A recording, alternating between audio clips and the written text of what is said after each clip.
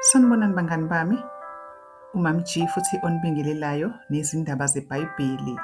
Indaba yethu-ke namhlanje ithi ukuzalwa kukaSamuweli. Kwakukhona-ke umuntu waseRamathimo ogama lakhe-ke lingu-Elkhana.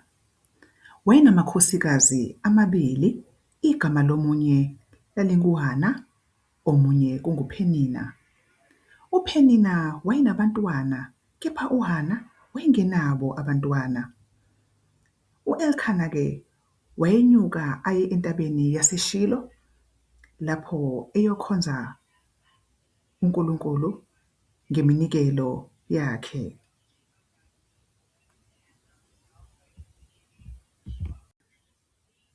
Kwakuthi-ke uma u-Elkhana enikele iminikelo yakhe kuJehova, anike uPhenina umkakhe nawo onke amadodana akhe namadodakazi akhe izabelo.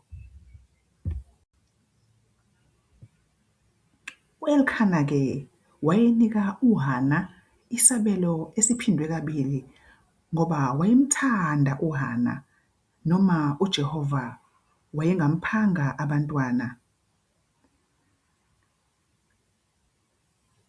UPhenina-ke wayelokhu emchukuluza njalo emthukuthelisa ngokuba engenabo abantwana. Wayesethi u-Elkhana umyeni wakhe, "Hana, ukhalelani? Awudli ngani? Inhliziyo yakho idabukeleni na? Angidluli yini amadodana ayi10 kuwe?" UHana-ke wangena ethempelini likaJehova lapho kwakuhlala khona umpristi u-Eli. Wakhuleka kuJehova wathi, "Jehova Sebawoti, bheka nokubheka ukuhlupheka kwencekukazi yakho. Uyikhumbule, ungakhohlwa incekukazi yakho ukuba unike incekukazi yakho umntwana wesilisa. Mina-ke ngiyakumnikela kuJehova zonke izinsuku zokuhamba kwakhe." Kuthe esaqhubeka nokukhuleka phambi kukaJehova, umpristi u-Eli waqaphela umlomo wakhe. UHana waphendula kumpristi u-Eli wathi, "Ngingowesifazane ohluphekileyo othukulula umphefumulo wakhe phambi kukaJehova." Umpristi u-Eli wathi, "Hamba ngokuthula, uNkulunkulu ka-Israyeli makakunike okucelileyo kuye." Owesifazane-ke wayesehamba.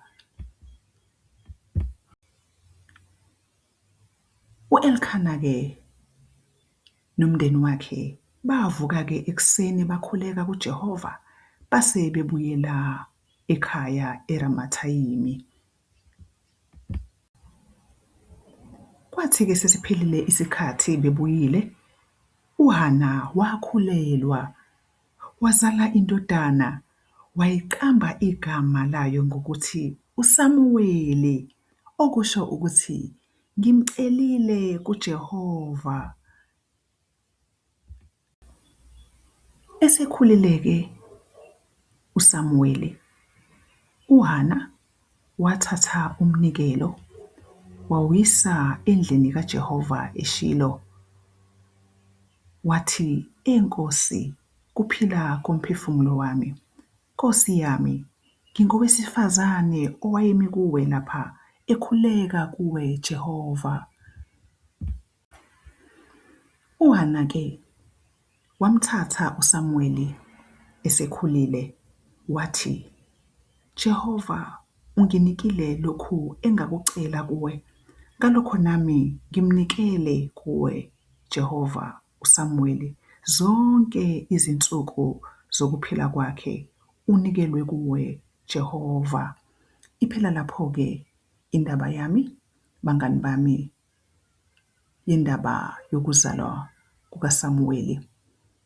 Ngiyakholwa ukuthi niyithokozele, nifundile futhi ukuthi uma into uyicela kuNkulunkulu, kuhle futhi into oyicele kuNkulunkulu uphinde uyibonge, umbonge uNkulunkulu ngayo.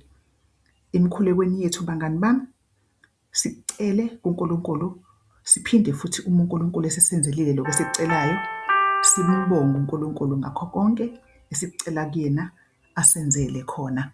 Nisale kahle.